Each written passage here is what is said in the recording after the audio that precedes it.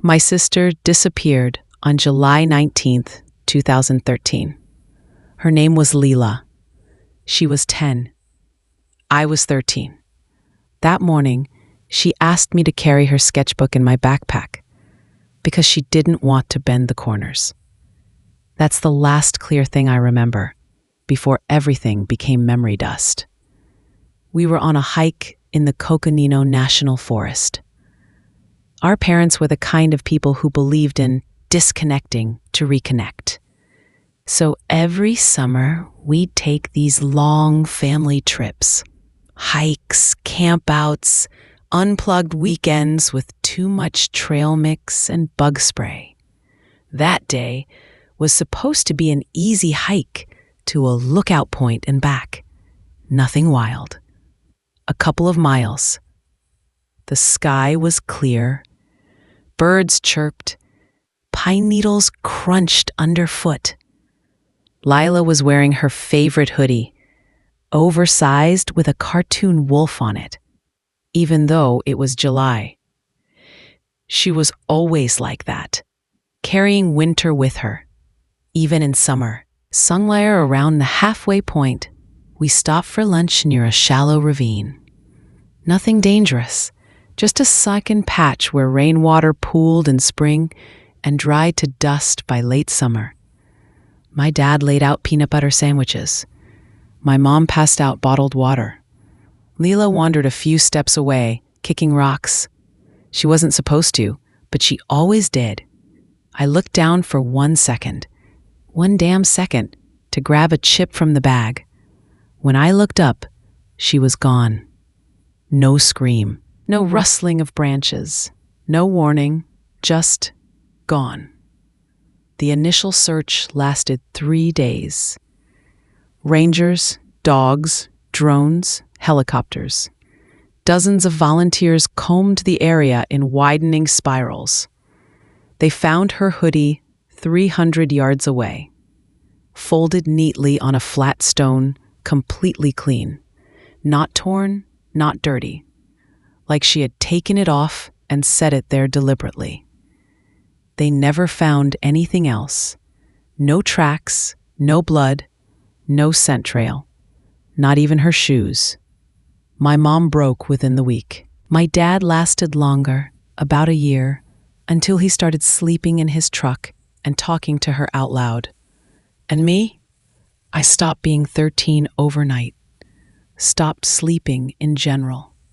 Became the kid with the missing sister and the dead-eyed stare. People tried to help. Teachers, counselors, extended family. They meant well, but they didn't understand. Lila didn't just vanish. She was taken. I couldn't prove it, but I knew it in my bones. 10 years later, I was still living in Arizona, working as an audio tech for a podcast studio in Tempe. It was a decent gig, paid the bills, let me keep my head down. Then, on the morning of February 3rd, 2023, I got the voicemail. Blocked number, no caller ID, timestamp, 4:17 a.m. I almost deleted it. But then I heard her voice. Liam? Static. Wind. A crackling tone under the surface. I'm cold. Are you still there? Then, silence. Not the kind of silence where a call drops. A deliberate kind, like someone had been cut off or muted. My heart stopped. My vision blurred. I hit play again and again. I didn't sleep that night. The next morning, I sent the audio file to a friend, Trevor, who works with forensic field recorders. He filters out background noise, stabilizes low-quality clips, that sort of thing. I didn't tell him what it was. Just said, clean this up, boost anything under the primary voice. He called me back 45 minutes later. Where did you get this? Why? There's subsonic distortion, like environmental noise, but it's not urban. It's cold elevation. trees, wind shift, definitely forest, maybe high-altitude pine. He paused. And that whistle in the background? Whistle? Yeah, you can barely hear it, but it's rhythmic, not mechanical. Like trees straining. I booked a rental car that afternoon and drove north. Flagstaff, then east toward the Coconino Trail system. I hadn't been back in a decade.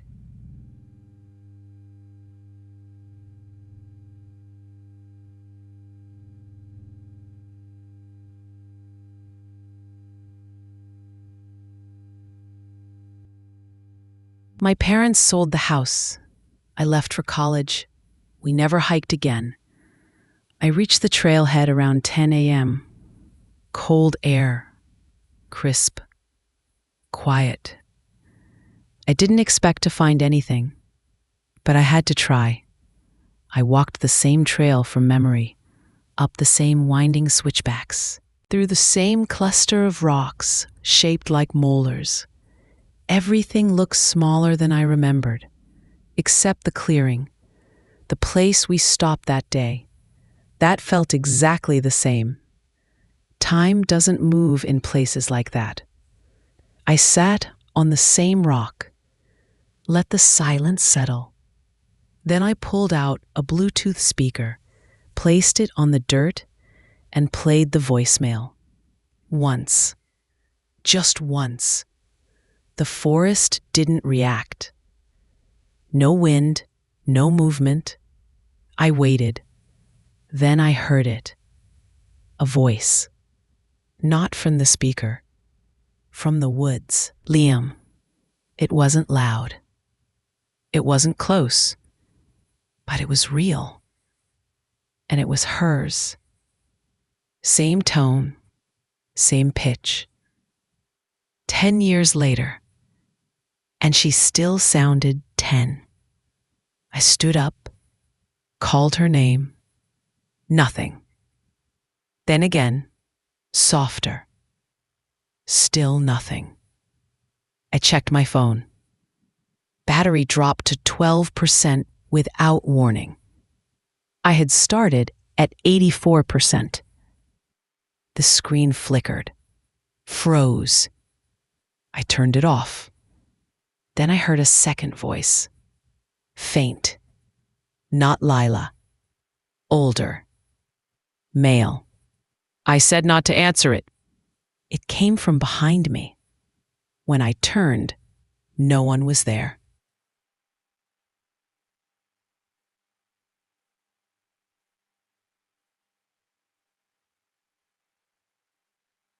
I didn't run. That's the part that still confuses me when I replay it in my head. I should have. I should have bolted straight down the hill and never looked back. But I didn't, because the voice didn't sound threatening. It sounded exhausted, familiar, like someone who'd been here far longer than me and had given up trying to get out. I took a step forward, then another. No path. Just pine needles, rocks, and ancient trees. Lila?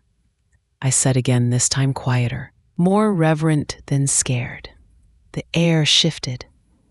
It got colder. Not a breeze, just an instant drop, like stepping into a freezer. The forest hushed. Birds stopped. Even the bugs. That's when I noticed something else. The trees ahead of me were wrong. Not in shape or species, but in position. They were too close together. No underbrush, no animal tracks, just trunks spaced with perfect, unnatural symmetry. As if someone had planted them for a purpose, a pattern, a wall. I turned on my phone's flashlight. It worked, barely, dim and pulsing, like the battery was dying again. I pressed on, between the trees. Step by step, the world narrowed. It didn't feel like a forest anymore, more like a tunnel made of bark and silence. Then the sound returned. Not her voice, something else. A hum, low, steady, like wind passing through bone. It vibrated in my ribs. I wanted to turn back. Every instinct screamed at me. But then, from the end of the corridor of trees, I heard her again. "Liam, it's dark here. Closer now." Then, "I don't know how long it's been." I whispered, "I'm here, Lila." And for the first time, I heard her react. She gasped. A sharp, short inhale like a child startled by a sound. Then the silence returned. No footsteps, no branches cracking, just that humming. I pressed forward, 30 more feet. Then I saw it. A clearing, perfectly circular, about 20 yards wide. No trees inside, just bare, dark soil. In the center stood a rock formation like a broken spiral. 5 tall, narrow slabs leaning inward like a collapsed crown. They weren't natural. Each was engraved with symbols, angular, sharp, not letters. I stepped closer, and that's when the whispering began. Hundreds of voices, all at once. They came from nowhere, or everywhere, layered over each other, too fast to understand. Male, female, old, young. Some whispering in English, some in gibberish, some in what sounded like reversed words or stretched vowels. And beneath them all, her. Lila. Still 10, still afraid. Don't let them see you, Liam. Then, they'll wear your name. My knees buckled. I stumbled backward, out of the ring. The second I crossed its invisible edge, the sound stopped. Gone. Silence again. Not just quiet. Total absence. No wind, no insects, nothing. I turned to leave and saw something standing among the trees. Tall, thin, unmoving, faceless, but holding something. A hoodie. Her hoodie, gray with a cartoon wolf on it. Still clean, still folded. I didn't speak. I didn't move. Just stared at the thing, holding my sister's hoodie like it had been expecting me. Like it wanted me to take it. But I didn't. Instead, I stepped backward, slowly, keeping my eyes locked on the figure. It didn't follow, didn't tilt its head or twitch or breathe. Just stood there until I blinked and it was gone. The hoodie too. No sound, no footsteps, like it had never been there. Except something had changed. The symbols on the stones were burned into my mind now. Even when I closed my eyes, I saw them. Like someone had pressed them into the inside of my skull. One in particular. It looked like an eye crossed out with a jagged X. It pulsed in my memory like a migraine aura. I don't remember walking back to the car. Only that when I got in, it was 5:42 p.m., and I had 12 new voicemails, all from blocked numbers. Each one was silence, except the 6th. It was her again, whimpering. "I'm tired, Liam. I don't want to walk anymore. Please come get me." Then something else, breathing, deep, slow, wet. Not hers, not human, and a voice, layered and distorted. "One step closer, brother." Parte dos, the voice that followed. I didn't sleep that night. I sat in the car until sunrise, hands shaking on the wheel, keys still in the ignition, engine never started. I replayed the 6th voicemail 17 times. Lila's voice, her real voice, was always the same. Tired, scared, small. But it was that last line, the one that wasn't hers, that played over and over in my head like a curse. One step closer, brother. It wasn't just the words, it was how they were said. The voice was male, deep, but wrong. Like something pretending to be human, but not quite understanding the rhythms. It stretched syllables in ways that made my skin crawl. I felt it more than I heard it. Like a vibration in my teeth. The worst part, I recognized it. Not from childhood, not from dreams, from the clearing, from the whispering. That voice had been there, buried under all the others, like a bass note beneath a broken chord. And now it had found me. When the sun finally rose, I drove back to Flagstaff in silence. No music, no news, just the hum of the road and my own thoughts twisting like roots.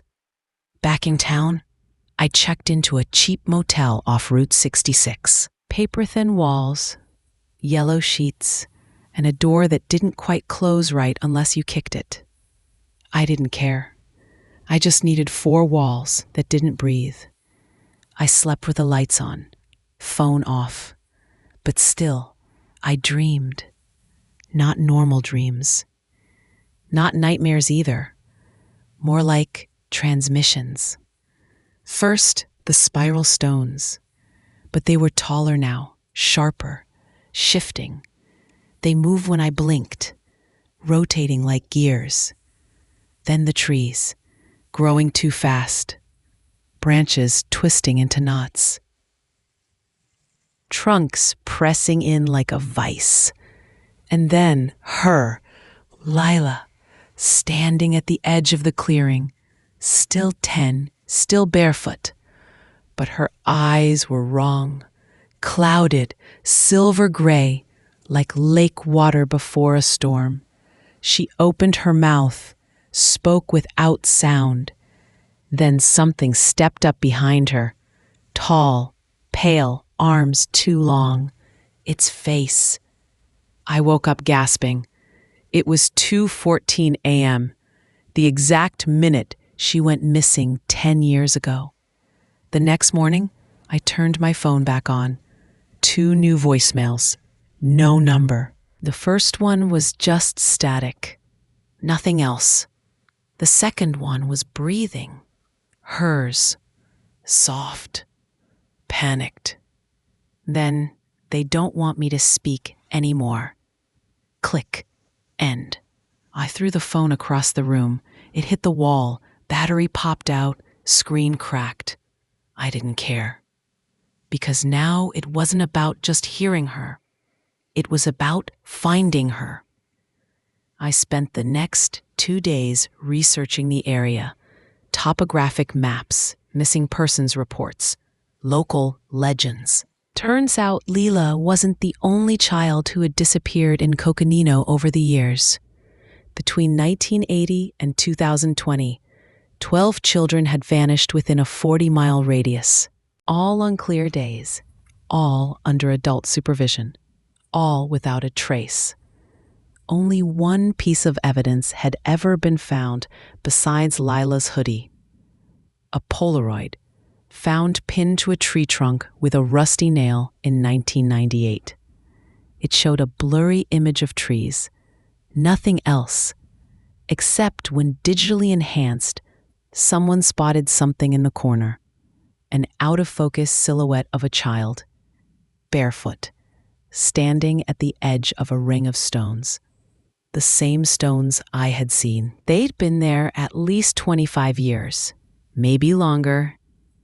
I needed to go back, not just to the trailhead, but deeper, where I hadn't gone the first time, past the clearing, into the part of the forest the maps didn't name. I rented gear, satellite phone, backup batteries, thermal blanket, weatherproof flashlight, field recorder, high-calorie rations, extra water, and a flare gun. It felt overkill, but something inside me kept whispering, "You don't know what you're walking into."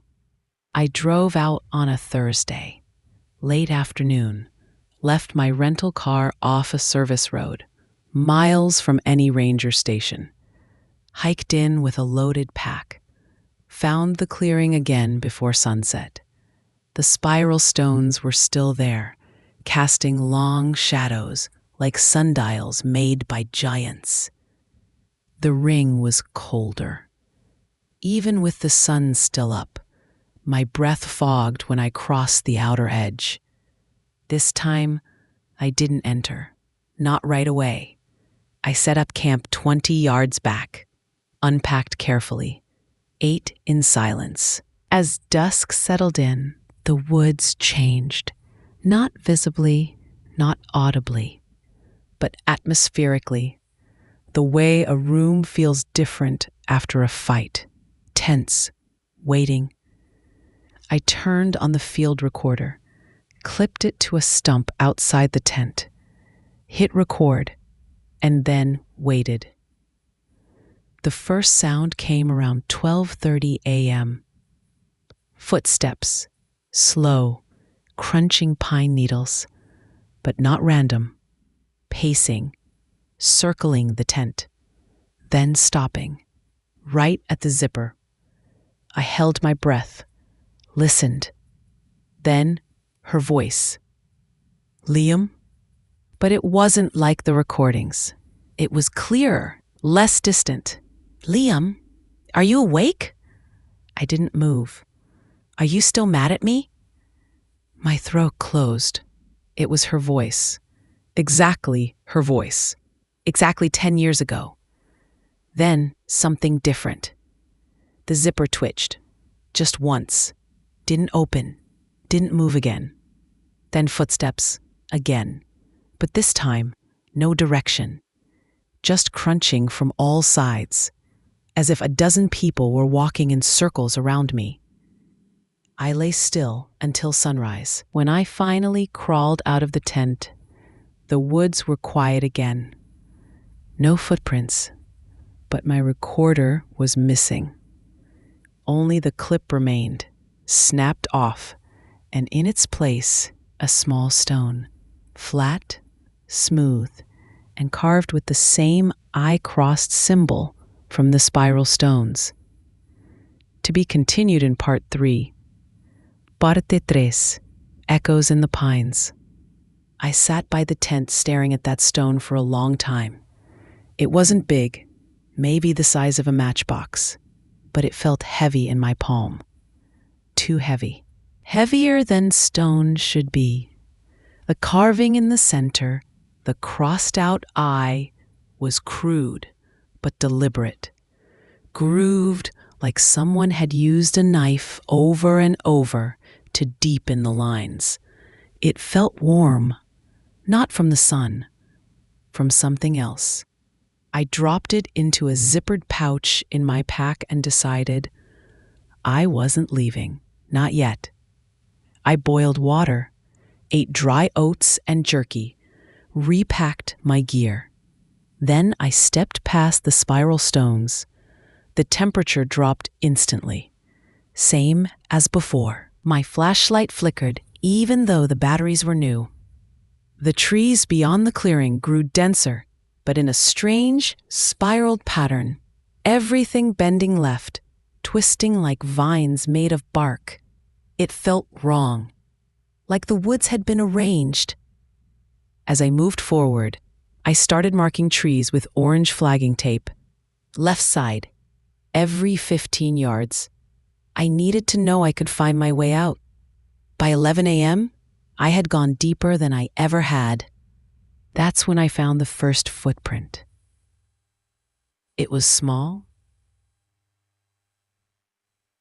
Bare toes pointed slightly inward. No shoe tread. Just a single impression in soft soil near the base of a dead pine. The weird part? It was fresh. The second print was 8 feet farther. Same direction, same size. I followed them for half an hour. They weren't evenly spaced. They wandered, paused, turned in circles, like a child lost and pacing, or trapped. And then they stopped, right at the edge of a dry creek bed. No prints on the other side, just a small pile of stones stacked into a triangle. And on the top, another carved symbol. This one was different. A spiral inside a spiral, with something sharp cutting through it. I didn't touch it, I just stared at it. Then I heard a sound that made every hair on my arms rise. My name, whispered, close. Not around me, inside me, like the words were echoing in my own jaw. Liam. I spun around. No one. But the wind had changed. It wasn't blowing through the trees. It was circling me, tight, controlled, and I felt something watching. Not from the woods, from the sky. Not high, just above the treetops. I looked up, nothing but blue. But it felt wrong, like something invisible was perched there, just above perception, waiting for me to notice it. And I had. That's when the whisper came again. But not my name this time. Come. Same voice, still hers. I stepped toward the creek bed, and the world bent. It wasn't dramatic. No flashing light, no loud noise, just a small twist in perspective. The trees tilted slightly left. The ground curved where it should have been flat. And the sky, it rippled. Like heat over asphalt. I blinked. It stopped. But in those 2 seconds, I saw something impossible. Shapes, thin and tall, standing between the trees, facing me. Dozens of them, still, watching. And in the very center, farther back, Lila, or something wearing her. She didn't move, didn't call my name again, just stared. Mouth closed, eyes hollow. Then I blinked again, and the forest snapped back to normal. Empty, quiet. But the memory lingered. I crossed the creek bed and found a narrow path climbing uphill. It wasn't natural, too clean, too purposeful. No overgrowth, no fallen branches, just path dirt and tiny prints. I followed it for another mile. That's when I saw the cabin. It sat in a clearing, like it had grown there. Weathered wood, collapsed chimney, one window, door slightly ajar, no trail in or out, no sign of fire or light. I should have turned back. Instead, I stepped closer. The air grew heavier. Every step felt like dragging my feet through syrup. Inside, the cabin was empty. Mostly. One chair, one table, dust thick on everything except the floor. There were footprints, there, small, moving in circles, around the table, to the corner, back again. Then something else, carved into the table surface in rough, shaky lines. Don't listen too long. My flashlight flickered, then died. I turned to leave and saw her, standing in the doorway. She looked exactly 10, exactly like the day she vanished. But there was something wrong with her face. It took me a second to realize she wasn't blinking, not once. Her eyes were too wide, too still, like painted glass. "Lila?" I whispered. She didn't answer, just stared, then opened her mouth. But instead of sound, something crawled out, like a shadow given shape, a ripple in the air. It stretched toward me, and I ran, out the door, through the clearing, down the hill. Didn't stop until I crossed my own flagging tape. The moment I did, the air cleared, the sky lightened, the forest stopped breathing, and behind me, the cabin was gone.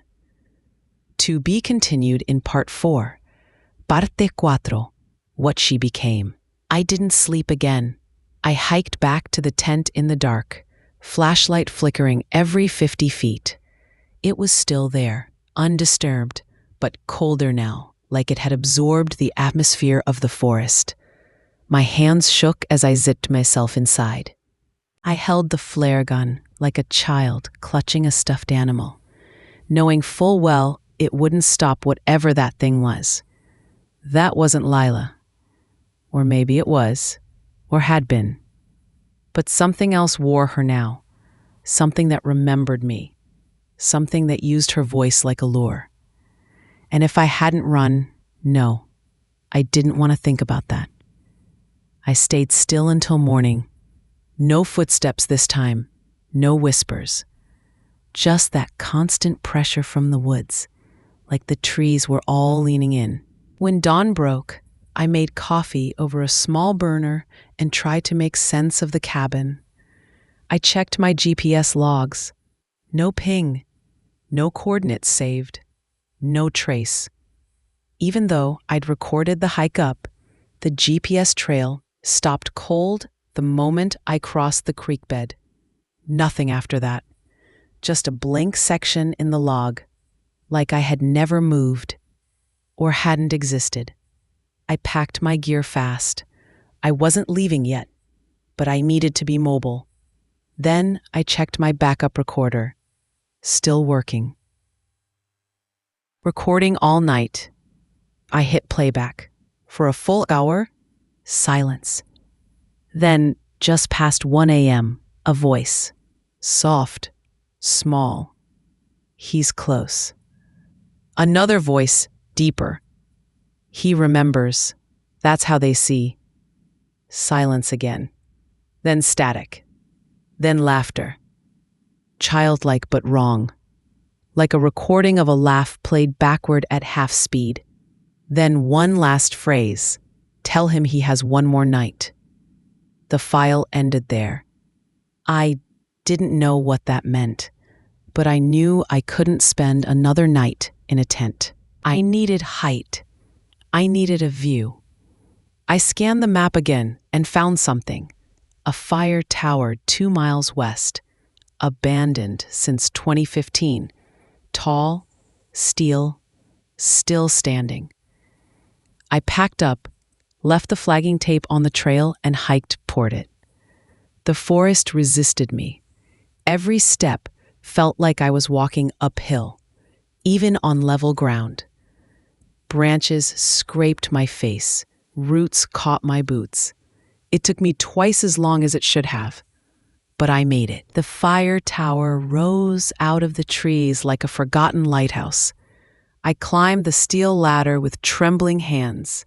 Inside, dust, an old radio, a broken cot, and windows, full view in every direction. At sunset, I saw them, moving through the trees, dozens of them, figures, thin, wrong, some crawling, some floating just above the ground, all heading toward the spiral clearing. I didn't sleep, didn't even sit, just stood at the window all night. Around 3 a.m., the forest went still. Not quiet, still. No wind, no sway. Like time had paused. And then, footsteps on the stairs. Metal creaking. One at a time. I held my breath. A hand reached the top. Gray. Too long. 5 fingers and a thumb. Then a face. But not a face. It had eyes, 6 of them, stacked vertically. And no mouth. Instead, it whispered through its eyes, right into my skull. She didn't choose you. You chose her. Then it stepped back, vanished, and the forest exhaled. At dawn, a new voicemail appeared. No number, just one sentence. Lila's voice, whispering, "You have to find the other stones." To be continued in part 5. Parte fin. By sunrise, I was already moving. I left the fire tower behind, retracing my flag trail and heading back toward the spiral clearing. My legs were heavy. My brain felt floaty, like my thoughts were being sifted through fog. She said I had to find the other stones, which meant there were more. That spiral ring had only been the first, a gate, a border, maybe a warning. The forest didn't fight me as hard this time. It didn't help me either. It just watched. I reached the clearing around noon. The stones looked the same, but now there were symbols on all 5 of them. Deep, burned grooves that hadn't been there before. Fresh. Each one pulsed faintly with heat when I placed my hand near them. I opened my notebook, sketched the carvings, noticed a pattern. Each symbol mirrored another, except for one in the center, the eye-crossed mark. That one repeated over and over. I circled it. Then the wind shifted, and I heard footsteps behind me. Slow, soft. I turned. It was her, Lila, 10 years old, barefoot, standing in the trees. She didn't move, didn't speak, just stared. This time, her eyes blinked, her lips moved, but no sound came out. I stepped forward. She vanished like smoke. No rustle, no breath, just absence. But she had left something behind, in the dirt, a line of stones, 7 of them, each one carved and all pointing east. I followed through denser woods, no trail, no markers, just that line, stretching deeper into the unknown. After half a mile, I found the second ring. It was smaller, tighter, only 3 stones, but the same energy buzzed in the air, like static trapped between trees. These stones were cracked, broken. One had fallen. I stepped inside. Instant nausea hit. My vision shimmered, the ground tilted. I heard the hum again, then a voice, not Lila's, older, angry. "This is not your place." I dropped to my knees, felt pressure on my spine, like gravity had turned sideways. And then I saw them again. The tall ones, standing just outside the ring, but something had changed. They were wearing faces now, human faces. One wore mine, another wore Lila's, but the expressions were wrong. Frozen, bleeding from the eyes. Their mouths moved in sync. Go back, go back, go back.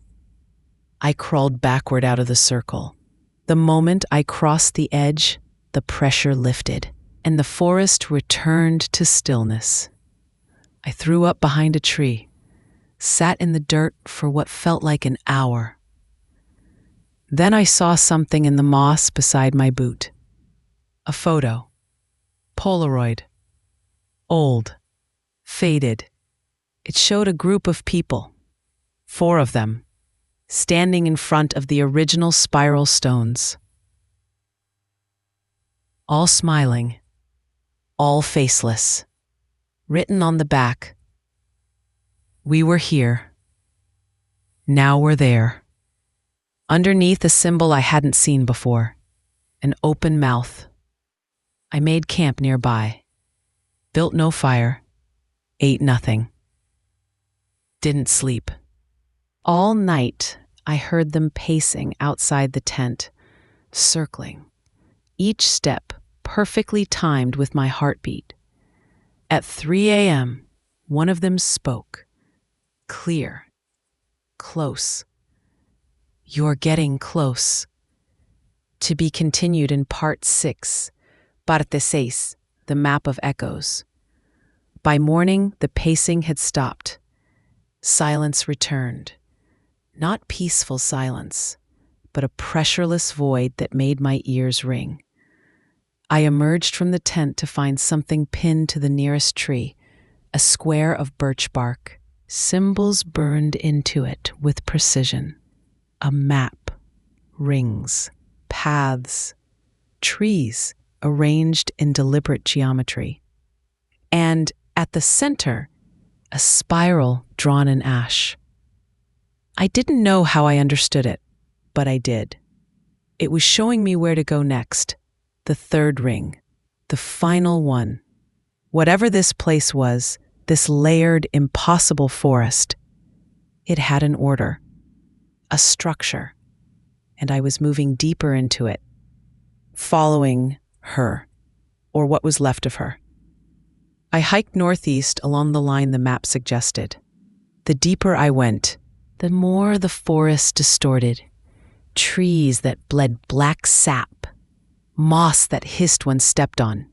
Once, I passed a stump covered in handprints, all child-sized, none of them mine. By late afternoon, I reached the third circle. This one wasn't made of stone. It was made of bones, long, clean, set upright in the ground like fence posts, arranged in a perfect ring 40 feet across. I didn't step inside, not yet. I set up camp 30 yards away. No tent, just a thermal blanket. I needed to see the circle all night. At sunset, the bones started to hum. The pitch shifted every few minutes, low to high, then back. Like a code, I recorded it, looped it, listened. The pattern formed words. One stays, one leaves, one forgets. Then, bring her name, speak it once. I waited until the moon rose. Then I stood at the circle's edge and whispered, "Lila." Nothing. Then I stepped inside. The hum stopped. The air vanished. And the world shifted. Not turned. Not spun. It reset. I stood in the same place, but the forest around me was gone, replaced by fog. Endless gray. No sky. No sound. Except footsteps behind me. I turned. She stood there. Lila, still 10, but her skin flickered, like light behind gauze, like a memory trying to stabilize. "Why did you leave me?" she asked. "I didn't. You looked away. I came back." She nodded, then lifted her hand, held out the sketchbook, the one I carried in my pack that day, unmarked, untouched, except for one page. She opened it, showed me the drawing, 5 tall figures, standing behind a 6th, me. "Who are they?" I asked. She whispered, "The ones who remember." The fog collapsed inward, the bones shattered, and I woke up beside my pack. It was morning, but everything had changed. My compass spun wildly. The GPS showed I was 40 miles east of where I'd camped. And in my lap, the sketchbook, real, solid, still open to the page of the 6 figures. And in the corner, a sentence in her handwriting. "You're almost there. To be continued in Part 7. Part 7, the Hollow Trail. I didn't try to hike back. I knew better now. This place, this forest, this space, didn't obey direction. It bent around purpose, around memory. I wasn't here by accident. I hadn't stumbled into something strange. I had followed it, followed her, and now I was being pulled toward the center of something ancient. The sketchbook in my hands was real. The pages had weight. The paper was worn at the edges, but clean inside. All blank except for that one drawing.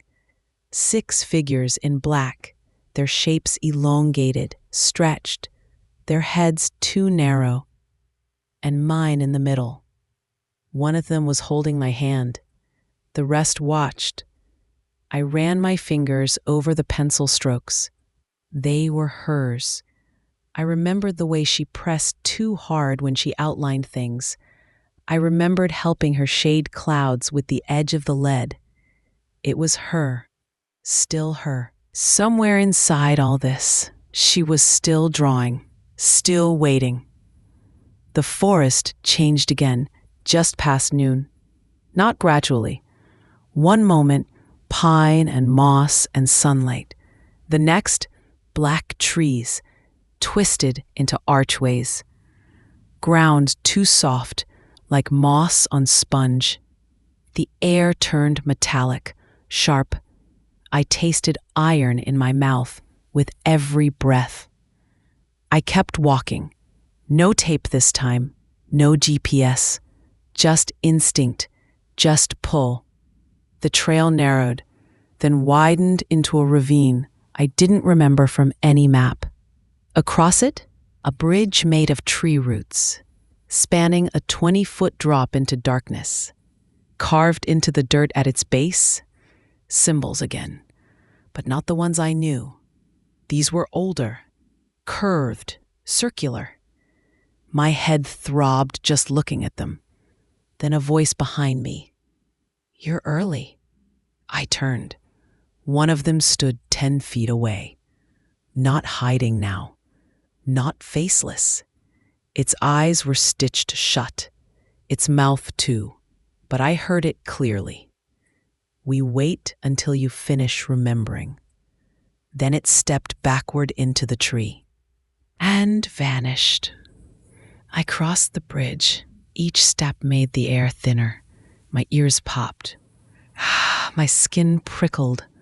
On the far side, a flat plateau opened, and in the center, the final circle, larger than the others, made of stone, bone, and roots twisted into perfect rings, layers upon layers. Inside it, a platform of slate, and on it, a mirror. Full length, cracked, black frame, facing outward. I approached, looked into it. It didn't show me. Not my reflection. Not exactly. It showed her, Lila, as she would have been, 20 years old, hair longer, eyes tired, and she was mouthing something. I leaned closer, heard it in my skull. You still have to choose. The sky above shifted. The fog rolled in, darker than before. Shapes gathered beyond the circle, all 6 of them, watching, waiting. Then a 7th figure stepped between them. Her, the real her, smaller, still 10, still afraid. She looked at me, spoke out loud. "I want to go home." Then turned toward the center of the circle. The mirror shattered, and the light inside it poured outward. Not white, not gold, but memory, smells, sounds, her laugh, a summer day in 2013, our last hike. It all rushed through me, and I stepped forward, into it, to be concluded in part 8. Parte ete, what follows us home. The moment I stepped through the light, the cold vanished. I felt warmth on my skin, wind, sun, pine needles beneath my boots. I opened my eyes, and I was back, not just in the forest, back on the original trail. The clearing from that first hike 10 years ago. Exactly as I remembered it. The same smooth rock, the same tree where we hung our packs. And in front of me, Lila. She was sitting cross-legged in the dirt, sketchbook in her lap, humming softly. Exactly 10 years old, exactly as she was. She looked up and smiled. "Hey," she said, "you found me." Tears filled my eyes. I dropped to my knees, held her. She didn't disappear, didn't flicker. She was warm, real, breathing. "I waited," she whispered. "I know," I said. We sat like that for what felt like hours. Then I noticed something strange. The sun hadn't moved. The shadows hadn't shifted. The world was still, held in place, like we were trapped in a perfect replica of memory. We started walking, back along the trail, back toward where we should have seen the trailhead, the car, people, anything. But the trees didn't end. The path kept going, repeating, like a loop. We passed the same fallen log, the same split boulder. 3 times. She looked at me. "I think it's still watching," she said. "What is?" I asked. She didn't answer, just squeezed my hand. On the 4th loop, we found something new. A door. Freestanding, no walls, just a wooden frame with rusted hinges in the middle of the trail. No handle, no markings, except one, burned into the center, 1 leaves. She looked up at me, then down at her sketchbook, opened it to the first page, blank. She started to draw me, standing by the door, alone. "I think this is the way out," she said, but she shook her head. "I'm not done yet. I came here to bring you home. You did. You found me. But you can't leave?" She bit her lip. "If I go, it'll follow. Into your world." "What will?" She drew a circle, then 6 tall shapes, then a 7th, blacker, darker, with teeth. "It wants out." We sat together for a long time. I held her hand. She drew more pages. Me, her, the forest. A fire tower. The spiral stones. Then finally, she drew a door, opened, and wrote beneath it, "For him." I stood, walked to the real door, touched the wood. It was warm, pulsing, alive. Behind me, she whispered, "Don't forget me again. Then, and don't let it wear your face." I turned the knob. Light, pain, a scream that wasn't mine. Then, wind, sun, smell of hot asphalt. I woke on the side of Route 89A. A park ranger was shaking me, said they'd found me wandering barefoot, dehydrated. I didn't remember walking, didn't remember the last hour, just her voice. That was 2 months ago. I'm home now, in a new apartment. No woods, no trails. But things are wrong. Mirrors flicker when I pass. My sketchbook keeps filling itself while I sleep. And some mornings, I wake up humming, a song I don't remember learning.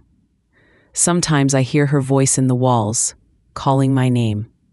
Sometimes it's not her voice at all. Sometimes it's mine. The end.